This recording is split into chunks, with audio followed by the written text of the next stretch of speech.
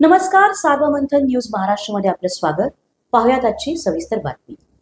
20 वर्षानंतर दोन्ही ठाकरे एकत्र येत सन्माननीय दोन्ही ठाकरेंनी भाषणाला सुरुवात केली असं म्हणते.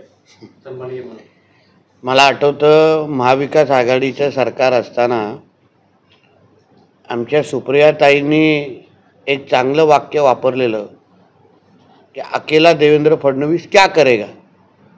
त्याचं उत्तम उदाहरण आज आपल्याला टीव्हीवर पाहायला मिळालं. जसं राजसाहेबांनी सांगितलं की जे बाळासाहेबांना जमलं नाही ते फडणवीस साहेबांनी करून दाखवलं. म्हणजे अप्रत्यक्ष पद्धतीने बाळासाहेबांचा आशीर्वाद हा फडणवीस साहेबांच्या डोक्यावर आहे. कारण का ठाकरे कुटुंबाला एकत्र आणण्याचं काम हे आदरणीय फडणवीस साहेबांनी केलेलं आहे. आणि म्हणून अकेला देवेंद्र फडणवीस क्या करेगा याचं चांगलंच उत्तर सगळ्यांना मिळालं असेल. एकत्र राहण्यासाठी एकत्र आलोय आणि कायम एकत्र राहणार असं उद्धव ठाकरे म्हणतात. हो, कारण का त्यांनी बोलत असताना आमच्यामधला अंतरपाठ आज दूर झाला असं म्हटलं. अंतरपाठ हे साधारण नवरा आणि नवरीमध्ये दूर होतो. तर मला हे कळलं नाही की बाबा नवरा कोण आणि नवरी कोण. आणि साधारण उद्धव ठाकरेंच्या हालचालीवरून जनतेला कळालं असेल की नवरी नेमकं कोण. कारण का अक्षता टाकू नका म्हणजे लग्नाची एकंदरीत दिलेली आहे. नवरा कोण नवरी कोण ह्याचंही उत्तर थोडं उद्धवजींनी दिलं असतं. तसं आम्हाला माहीत आहे नवरी कोण, म्हणून ते ठीक आहे. आणि मुळामध्ये मला आश्चर्य असं वाटतं की समोर किंवा भाषणानंतर व्यासपीठावर त्यांनी जितेंद्र आव्हाड आणि कॉम्रेड म्हणजे समाजवादी विचाराचे लोकांना स्टेजवर बोलवलं. ठाकरेंच्या स्टेजवर समाजवादी विचाराचे की कॉम्रेड ह्यांनी उपस्थित राहावं हे बाळासाहेब ठाकरेंना पटलं असतं का. एक आणि मराठीच्या मुद्द्यावर तुम्ही भाषणं देताय.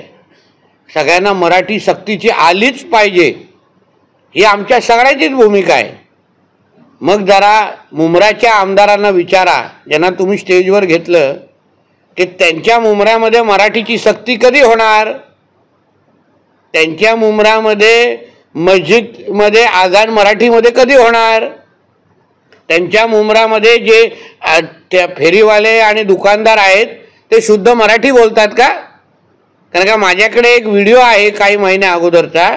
एका मराठी मुलाला त्याला हिंदी येत नाही आणि तो मराठी बोलत होता म्हणून मुंब्र्यातल्या काही गोल टोपी आणि दाढीवाल्यांनी त्याला मारलं आणि त्याला जबरदस्ती हिंदी बोलायला लावलं.